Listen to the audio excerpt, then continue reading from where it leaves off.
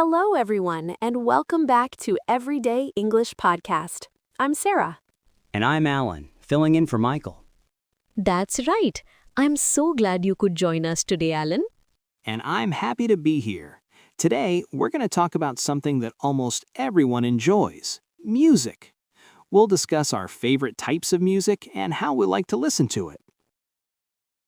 Music really is universal, isn't it? No matter where you're from or what language you speak, music connects us all. Absolutely. So, Sarah, let's start with you. What's your favorite type of music? Well, I have to admit, I'm a big classical music fan.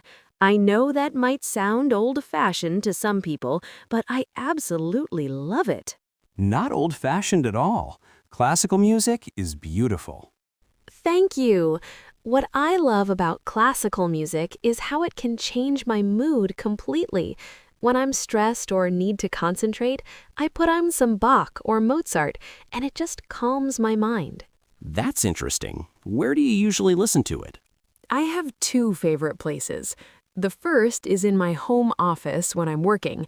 I have a good sound system set up there, and I find that classical music actually helps me focus better. Really? It helps you concentrate?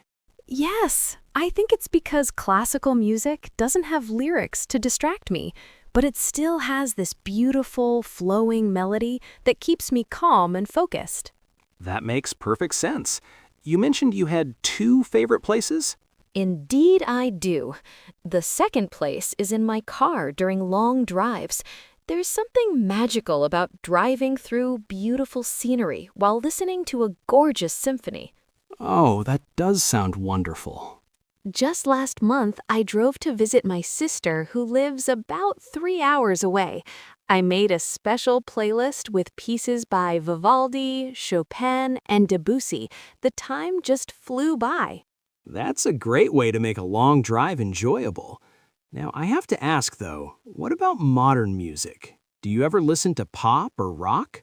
I do. When I'm exercising or cleaning the house, I actually prefer more upbeat music. I have a workout playlist with some pop and rock songs. See, that's what I love about music. Different types work for different activities and moods. Exactly. Now tell me about your music preferences, Alan. What gets you excited? Well, I'm completely obsessed with jazz music. I love everything about it. The improvisation, the rhythm, the way musicians can take a simple melody and transform it into something completely new. Jazz is so complex and interesting. It really is, and the best part is experiencing it live. There's this fantastic jazz club downtown called the Blue Moon, and I try to go there at least twice a month. Oh, wow! A real jazz club! That must be such an amazing atmosphere. It's incredible. Picture this. Dim lighting, small round tables, people sipping drinks and having quiet conversations, and then the musicians come on stage. Mm-hmm. The moment they start playing, the whole room transforms. Everyone stops talking and just listens. You can see every expression on the musicians' faces. Every emotion they're feeling comes through their instruments. That sounds so intimate and personal. Exactly. And the improvisation is what really gets me excited. These musicians might start with a standard jazz song that everyone knows, but then they take it in completely unexpected directions. Right, so every performance is unique. That's exactly right. I could hear the same song performed 5 different times, and it would sound completely different each time. Last week, I heard a pianist take Autumn Leaves and turn it into something I'd never heard before. That's what makes live music so special. Do you also listen to jazz at home, or is it mainly a live experience for you? Oh, I definitely listen at home, too. I have a collection of classic jazz albums, Miles Davis, John Coltrane, Ella Fitzgerald, but you're right that it's different from the live experience. You know what I find fascinating about music? How it can instantly transport you back to a specific memory or moment in time. Do you ever experience that with jazz? Oh, absolutely. There's this one Miles Davis album called Kind of Blue that always takes me back to my college days. I used to listen to it while studying late at night in the library. Now, whenever I hear those opening notes of So What, I can almost smell the old books and feel that quiet, focused energy of late-night studying. That's such a vivid memory. For me, it's Beethoven's Ninth Symphony. The first time I heard it was at my high school graduation ceremony. Now, every time I listen to it, especially the Ode to Joy section, I remember that feeling of accomplishment and excitement about the future. It's like the music captured that entire emotional moment. Are there any other genres that you like, Alan?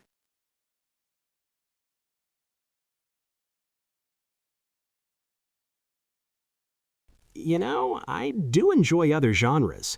I really like blues music, which actually has a lot in common with jazz. And surprisingly, I've really gotten into Brazilian bossa nova. What about you, Sarah? We talked about classical and some pop for exercise, but what about other genres? Country music, hip-hop, electronic music? Yes, I really love Celtic music. It's so lively. It truly makes me want to dance whenever I hear it.